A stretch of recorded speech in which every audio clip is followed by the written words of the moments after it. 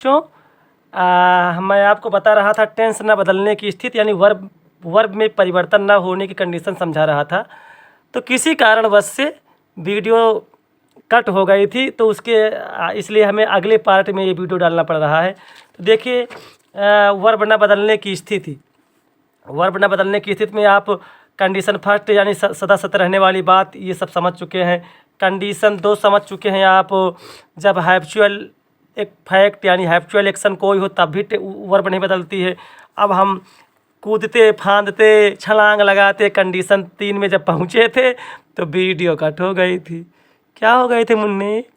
अरे सर कोई बात नहीं, ठीक है बेटा, कट गई तो कट गई, लेकिन अगली वीडियो में देखिए कंडीशन थर्ड से समझिए कि रिपोर्टिंग वर्ब पास्ट टेंस में हो तो रिपोर्टेड स्पीच का टेंस बदल जाता है, आप ये जानते हैं।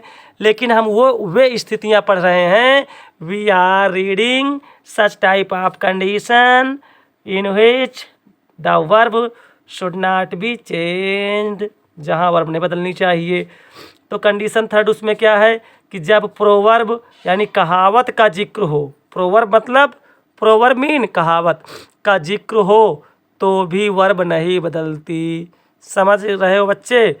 अब कहावत जैसे अंग्रेजी में कहावतें होती है ना बहुत सारी, तो उसमें से कुछ जो एग्जाम में पूछी गई वो मैं लेकर आया हूँ।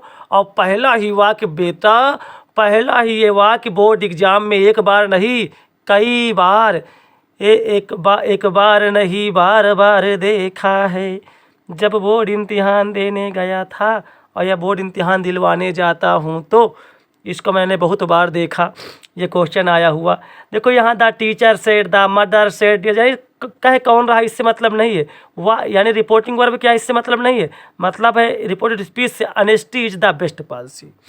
ठीक है, बोर्ड इम्तिहान में पूछा हुआ वाक्य है, तो ये इसका उत्तर भी इसमें क्या है, कंजक्शन केवल दैट लगा दो बस, टेंस नहीं, वर्ब नहीं बदलती है।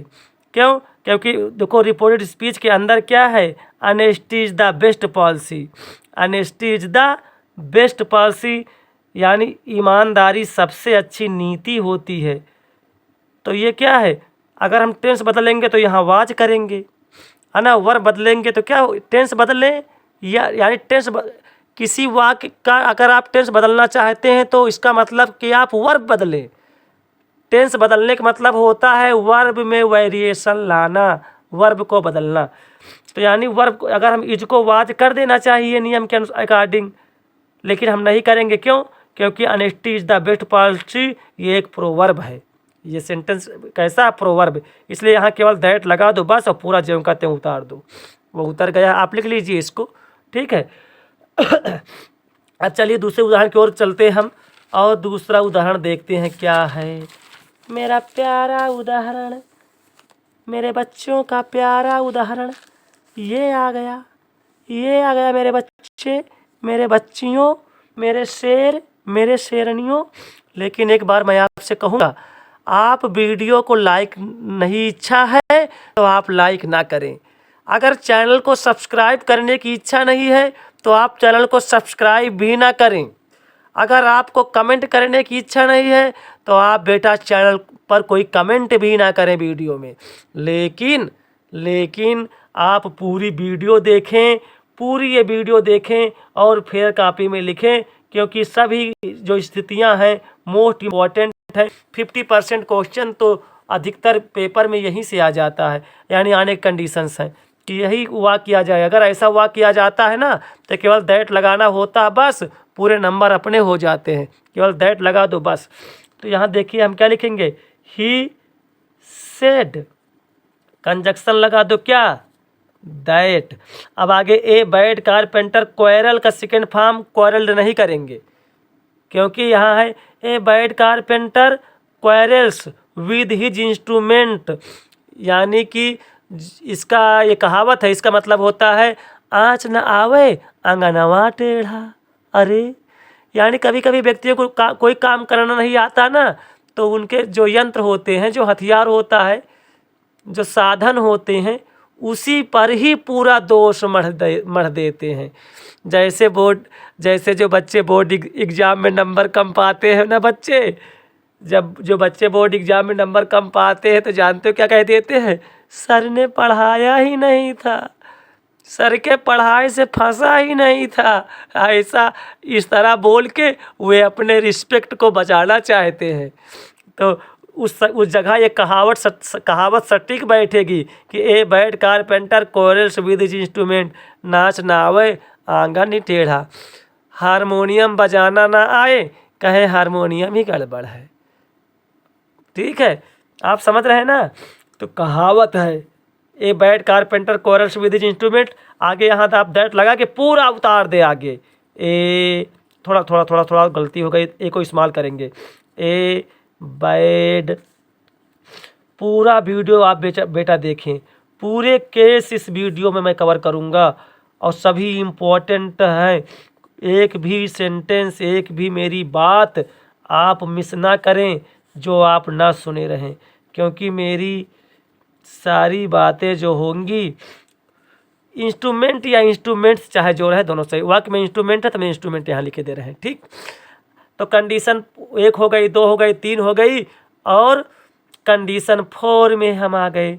और अंतिम कंडीशन है जब हिस्टोरिकल फैक्ट यानी ऐतिहासिक घटना कोई हो, ऐतिहासिक घटना का जिक्र हो तो भी RS मतलब रिपोर्टेड स्पीच की वर्ब नहीं बदलती है। वर्ब नहीं बदलती मतलब टेंस नहीं बदलता है। आइए बेटे, आइए मेरे बच्चे, देखते हैं कि ऐतिहासिक घटना तो आप जानते हैं। अब वाक्य पढ़िए, अब टाइम नहीं लेंगे बेटा, हम बहुत जल्दी पढ़ाएंगे क्योंकि टाइम बहुत कीमती है। एक बार हाथ से फिसल जाएगा ना तो सुनहरा मौका दोबारा नहीं आएगा हाई स्कूल का। जैसे वाक्य है कि the history teacher said to the students, तो उतारिए आप the history teacher, history teacher समझ रहे हैं आप। और सेड टू क्या हो जाएगा, सेड टू क्या हो जाएगा मेरे लाल, मेरे लाल, मेरे पीले, मेरे हरे, मेरे नीले, मेरे लाल। सेड टू क्या होगा, आप कहेंगे सर सेड टू टोल्ड होगा, टोल्ड कर दिया। तो the history teacher said to told the students, the students. अब क्या लगाओगे, कंजक्शन लगाओगे दैट, महात्मा गांधी लिखोगे। अब लेकिन एक बार वाक्य को आप पढ़िए भाई, वाक्य है महात्मा गांधी इज कॉल्ड, यानी महात्मा गांधी को कहा जाता है द नेशन फादर, राष्ट्रपिता। तो महात्मा गांधी को राष्ट्रपिता कहा जाता क्या है, ये हिस्टोरिकल फैक्ट है ना, ऐतिहासिक घटना है ना। इसका मतलब इस वाक्य को हम ज्यों का त्यों उतार देंगे, लेकिन ज्यों का त्यों उतारते समय भी ध्यान देना है।